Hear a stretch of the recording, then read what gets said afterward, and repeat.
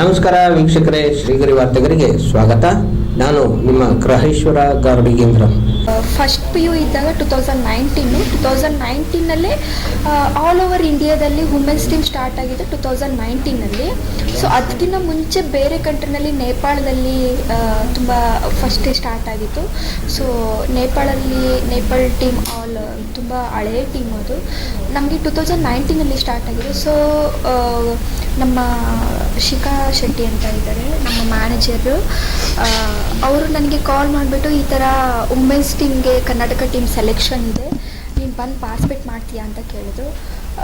ನನಗೆ ಸ್ಪೋರ್ಟ್ಸಲ್ಲಿ ತುಂಬ ಇಂಟ್ರೆಸ್ಟ್ ಇತ್ತು. ಸೊ ಓಕೆ, ನಾನು ಪಾರ್ಟಿಸಿಪೇಟ್ ಮಾಡ್ತೀನಿ ಅಂತ ಹೇಳಾದಮೇಲೆ ಆಗ ಅಪ್ಪ ಅಮ್ಮಗೆ ತುಂಬ ಭಯ.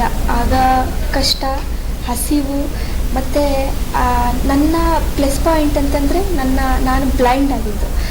ಸೊ ಊರಲ್ಲೆಲ್ಲ ಅಯ್ಯೋ ಏನು ಮಾಡ್ತಾಳೆ ಅವಳು, ಏನು ಮಾಡೋದಿಲ್ಲ, ನಮಗೆ ಒಂದು ಟೈಮ್ ಊಟ ಸಿಗೋದೆ ನಮಗೆ ಆಗ ತುಂಬ ಕಷ್ಟವಾಗಿತ್ತು. ನಮಗೆ ಅಪ್ಪ ಅಮ್ಮ ಕೂಲಿ ಮಾಡ್ಕೊಂಡು ಬಂದರೆ ಮಾತ್ರ ನಮಗೆ ಅವತ್ತು ಅದು ಬೇರೆಯವ್ರ ಹತ್ರ ಇಸ್ಕೊಬಂದು ಅವತ್ತು ಅಡುಗೆ ಮಾಡಿ ತಿಂದರೆ ಮಾತ್ರ ನಮಗೆ ಊಟ ಸಿಗ್ತಾಯಿದ್ದು. ಸೊ ಅವತ್ತು ಸಿಗ್ತಾ ಇರಲಿಲ್ಲ. ಎಷ್ಟೋ ಬಾರಿ ಅಪ್ಪ, ನಾನಾಗಿರ್ಬೋದು, ನನ್ನ ಇಬ್ಬರು ತಮ್ಮಂದಿರಿದ್ದಾರೆ ಚಿಕ್ಕವರು, ನಾನಾಗಿರ್ಬೋದು, ತಮ್ಮ ಆಗಿರ್ಬೋದು, ನನ್ನ ತಂದೆ ತಾಯಿ ಆಗಿರ್ಬೋದು, ಎಷ್ಟೋ ಬಾರಿ ಹಸುವಿನಿಂದ ಅದು ನೀರು ಕುಡ್ಕೊಂಡು ಮಲ್ಕೊಂಡಿರೋ ಸಂದರ್ಭ ಇದೆ.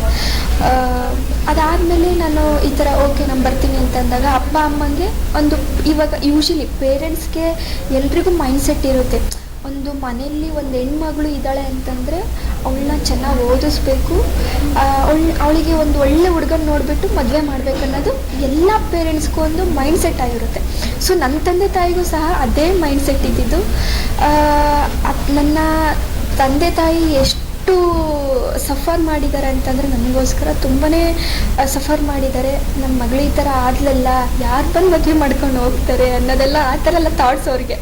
ಸೊ ಅದಾದಮೇಲೆ ಓಕೆ, ನಾನು ಅಪ್ಪ ಅಮ್ಮಂಗೆ ಅರ್ಥ ಮಾಡಿಸ್ದೆ, ಇಲ್ಲ ನಾನು ಹೋಗಿ ಏನಾದರೂ ಒಂದು ಮಾಡ್ತೀನಿ, ನಾನು ಸಾಧನೆ ಮಾಡ್ತೀನಿ ಅಂತ ಹೋಗಿ ನಾನು ಕ್ಯಾಂಪ್ ಅಟೆಂಡ್ ಮಾಡಿದೆ. ಫೈನಲಿ ಕರ್ನಾಟಕ ಟೀಮ್ಗೆ ಸೆಲೆಕ್ಷನ್ ಆದೆ.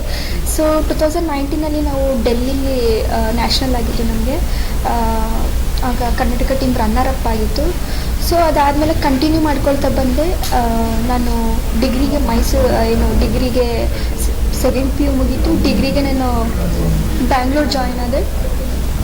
ಅದಾದಮೇಲೆ 2023 ನನಗೆ IBSC ಫಸ್ಟ್ ನಾವು ನೇಪಾಳ ಸೀರೀಸ್ ಸ್ಟಾರ್ಟ್ ಮಾಡಿದ್ವಿ. ನೇಪಾಳಲ್ಲಿ ನಾವು ರನ್ನರ್ ಅಪ್ ಆದ್ವಿ. ಅದಾದಮೇಲೆ 2023 IBSC ವರ್ಲ್ಡ್ಗೆ ಮಾಡೋದಕ್ಕೆ ನನಗೆ ಚಾನ್ಸ್ ಇತ್ತು. ಬರ್ಮಿಂಗಮ್ನಲ್ಲಿ ನಾವು ಗೋಲ್ಡ್ ಮೆಡಲ್ ವಿನ್ ಆಗಿಬಿಟ್ಟು ಬಂದ್ವಿ. ಆಸ್ಟ್ರೇಲಿಯಾ ವಿರುದ್ಧ ನಾವು ಮ್ಯಾಚ್ ವಿನ್ ಆಗಿಬಿಟ್ಟು ನಾವು ಗೋಲ್ಡ್ ಮೆಡಲ್ ತೊಗೊಂಡು ಬಂದ್ವಿ. ಯೂಶಲಿ ಇವಾಗ ಒಂದು ಇಂಡಿಯಾ ಅಂತ ಬಂದರೆ ಒಂದು ಸ್ಪೋರ್ಟ್ಸಲ್ಲಿ ಆಲ್ಮೋಸ್ಟ್ ಟಾಪ್ ಆಗಿರೋದೇ ಕ್ರಿಕೆಟು. ಸೊ ಬಂದಾದಮೇಲೆ ನಮಗೆ ಎಲ್ಲೂ ನಮಗೆ ಅಷ್ಟಾಗಿ ಅವೇರ್ನೆಸ್ ಸಿಗಲಿಲ್ಲ ನಮಗೆ. ಇವಾಗ ನಾರ್ಮಲ್ ಏನಾದರೂ ಕ್ರಿಕೆಟರ್ ಅವರೇನಾದರೂ ವಿನ್ ಆಗಿದ್ದಿದ್ರೆ ಇಷ್ಟೊತ್ತಿಗೆ ಎಷ್ಟು ಸೆಲೆಬ್ರೇಷನ್ನು ಇಂಡಿಯಾದಲ್ಲಿ, ಸಪೋರ್ಟಿಂಗು, ಎಷ್ಟು ಜನ ಸಪೋರ್ಟ್ ಮಾಡೋಕ್ಕೆ ಬರ್ತಾಯಿದ್ರು. ಆಗ ಬ್ಲೈಂಡ್ ಕ್ರಿಕೆಟ್ಗೆ ಏನಕ್ಕೆ ಸಪೋರ್ಟ್ ಮಾಡ್ತಾ ಇಲ್ಲ ಅನ್ನೋದೊಂದು ನನ್ನ ಕ್ವಶನ್ ಸ್ಟಾರ್ಟ್ ಆಯಿತು. ಸೊ ಅದಾದಮೇಲೆ ನನಗೆ 2024 ನನಗೆ ಸ್ಪೋರ್ಟ್ಸ್ ಕೋಟಾದಿಂದನೇ ನನಗೆ ನಾನು ಮುಂಬೈ ಇನ್ಕಮ್ ಟ್ಯಾಕ್ಸ್ ಆಫೀಸಲ್ಲಿ ಕೆಲಸ ಮಾಡ್ತಾಯಿದ್ದೀನಿ. ಸೊ ಅದಾದಮೇಲೆ ಸ್ವಲ್ಪ ಅಪ್ಪ ಅಮ್ಮಂಗೆ ಇವಾಗ ಸ್ಪೋರ್ಟ್ಸ್ ಪರ್ಸನ್ ಆಲ್ಮೋಸ್ಟ್ ಎಲ್ಲರೂ ಸಹ ಎಷ್ಟೋ ಜನ ನನ್ನ ಟೀಮಲ್ಲೇ ಇರೋರು ಇವಾಗ ಇಷ್ಟು ಒಂದು ಅವೇರ್ನೆಸ್ ಆದ್ರೂ, ಒಂದು ವರ್ಲ್ಡ್ ಕಪ್ ವಿನ್ ಆಗಿ ಬಂದ್ರೂ ಇವಾಗ ಓಕೆ, ನಮ್ಮ ವುಮೆನ್ಸ್ ಟೀಮ್ ವಿನ್ ಆಗಿ ಬಂದಾದಮೇಲೆ ಸ್ವಲ್ಪ ಗೊತ್ತಾಯಿತು, ಎಲ್ಲರೂ ಜನಗೂ ಗೊತ್ತಾಯಿತು, ಬ್ಲೈಂಡ್ಸು ಸಹ ಕ್ರಿಕೆಟ್ ಆಡ್ತಾರೆ, ಅವ್ರು ವರ್ಲ್ಡ್ ಕಪ್ ವಿನ್ ಆಗಿಬಿಟ್ಟು ಬಂದರು ಅನ್ನೋದು ಸ್ವಲ್ಪ ಜನಕ್ಕೆ ಗೊತ್ತಾಯಿತು. ಇದಕ್ಕಿಂತ ಮುಂಚೆ ಬಾಯ್ಸ್ ಟೀಮ್ ಇದೆ, ಬಾಯ್ಸ್ ಟೀಮ್ ಇದೆ. ಇಲ್ಲಿವರೆಗೂ 5 ವರ್ಲ್ಡ್ ಕಪ್ ಆಡಿದ್ದಾರೆ. ಅದು ಪಾಕಿಸ್ತಾನ ವಿರುದ್ಧ ಆಡಿ ನಮ್ಮ ಭಾರತ ಕಪ್ ತಗೊಬಂದಿದ್ದಾರೆ. ಇಲ್ಲಿವರೆಗೂ ಗೋರ್ಮೆಂಟ್ ಕಡೆಯಿಂದ ಒಂದು ಸಪೋರ್ಟ್ ಇಲ್ಲ, BCCI ಕಡೆಯಿಂದ ಒಂದು ಸಪೋರ್ಟ್ ಇಲ್ಲ. ನಮಗೆ ಇವಾಗ BCCI ಅವರು ಸಪೋರ್ಟ್ ಮಾಡ್ತೀವಿ ಅಂತ ಬಂದಿದ್ದಾರೆ. ನಮ್ಮದು ಒಂದು ಬೋರ್ಡ್ ಇದೆ, cricket association for the blind in India ಅಂತ. ಕ್ಯಾಬಿ ಎಲ್ಲ ಅವರೇ ನೋಡ್ಕೊಳ್ತಾರೆ ನಮಗೆ.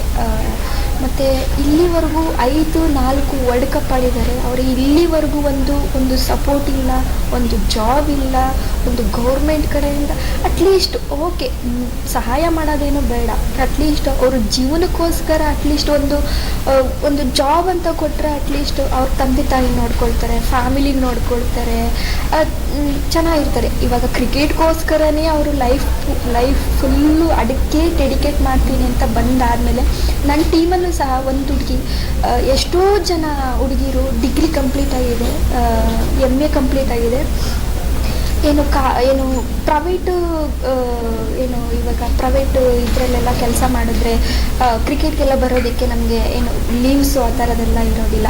ಸೊ ಇಲ್ಲ, ನನಗೆ ಕ್ರಿಕೆಟೇ ಬೇಕು ಅಂತಂದ್ಬಿಟ್ಟು ಆ ಜಾಬ್ ಬಿಟ್ಟು ಕ್ರಿಕೆಟ್ಗೋಸ್ಕರನೇ ಅವ್ರ ಲೈಫ್ನ ಡೆಡಿಕೇಟ್ ಮಾಡ್ತಾ ಇದ್ದಾರೆ. ನಾನು ಕೇಳ್ಕೊಳ್ಳೋದು ಇಷ್ಟೇ, ನಮ್ಮ ಇಂಡಿಯಾದಲ್ಲಿ ಕ್ರಿಕೆಟ್ ಅಂತಂತಂದ್ರೇ ತುಂಬ ಒಂದು ದೊಡ್ಡ ಸ್ಪೋರ್ಟ್ಸ್ ಥರ ಕ್ರೀಡಾ ನಮ್ಮ ಇಂಡಿಯಾದಲ್ಲಿ ಇವಾಗ ಒಂದು IPL ಆಗಿರ್ಬೋದು, ಮತ್ತು ಯಾವುದಾದ್ರೂ ಇಂಟರ್ನ್ಯಾಷನಲ್ ಮ್ಯಾಚಸ್ ಆಗಿರ್ಬೋದು, ಫಸ್ಟು ಸಹ ನಾರ್ಮಲ್ ಕ್ರಿಕೆಟಲ್ಲಿ ಬಾಯ್ಸ್ ಕ್ರಿಕೆಟಿಗೆ ಮಾತ್ರ ತುಂಬ ಕ್ರೇಜ್ ಇತ್ತು.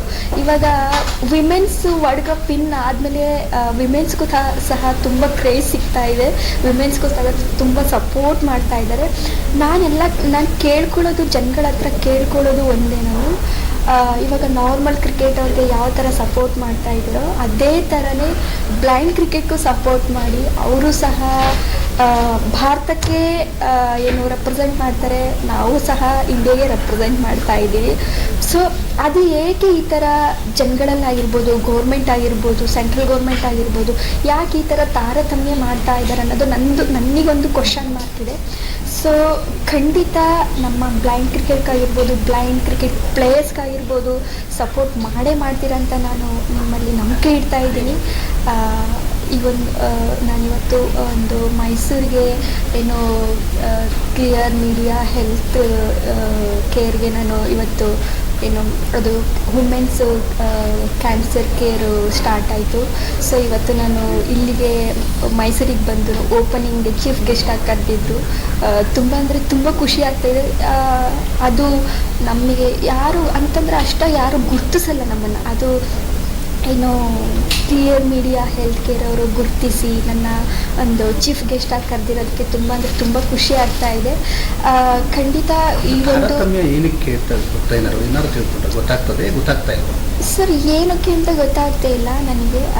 ಯಾಕೆ ಇಷ್ಟು ಅಂತಂದರೆ ಅವ್ರಿಗೆ ಅಷ್ಟು ಸಪೋರ್ಟ್ ಮಾಡೋದು, ನಮಗೆ ಇಷ್ಟು ಓಕೆ ಮಾಡಿ ಸಪೋರ್ಟ್ ಮಾಡಿ ಅಂತಂತಂದರೆ ಸಪೋರ್ಟ್ ಅಂತಂತಂದರೆ ಕ್ರಿಕೆಟ್ ಎಲ್ರಿಗೂ ಕ್ರಿಕೆಟ್ ಅಂತಂತಂದ್ರೆ ಎಲ್ಲರಿಗೂ ನಾರ್ಮಲಾಗಿ ಎಲ್ಲ ಕ್ರಿಕೆಟೇ ಇರುತ್ತಲ್ವ. ಸೊ ನನಗೆ ಅದು ಏನಕ್ಕೆ ಇಷ್ಟು ಮಾಡ್ತಾ ಇದ್ದಾರಂತ, ತಾರತಮ್ಯ ಮಾಡ್ತಾ ಇದ್ದಾರಂತ ಗೊತ್ತಾಗ್ತಾ ಇಲ್ಲ.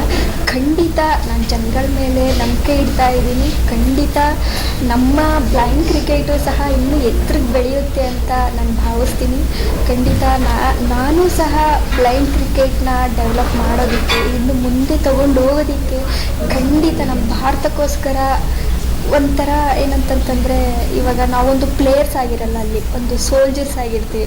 ನನ್ನ ಭಾರತಕ್ಕೋಸ್ಕರ, ನನ್ನ ಕಂಟ್ರಿಗೋಸ್ಕರ ನಾನು ಆಡ್ತಾ ಇದ್ದೀನಿ ಅನ್ನೋದೊಂದು ಎಲ್ಲ ಪ್ಲೇಯರ್ಸ್ ಅಲ್ಲಿ ಫೈಟ್ ಮಾಡ್ತಾ ಇರ್ತಾರೆ. ಸೊ ಖಂಡಿತ ಬ್ಲೈಂಡ್ ಕ್ರಿಕೆಟ್ಗೂ ಸಹ ಸಪೋರ್ಟ್ ಮಾಡಿ ಅಂತ ಕೇಳ್ಕೊಳ್ತೀನಿ ನಿಮ್ಮ ಹತ್ರ. ಮತ್ತೆ ಮುಂದಿನ ವಾರ್ತೆಗರಿಯಲ್ಲಿ ಭೇಟಿಯಾಗೋಣ. ಶ್ರೀಗರಿ, ನಿಮ್ಮ ಮನದಾಳದ ಗರಿ. ನಮಸ್ಕಾರ.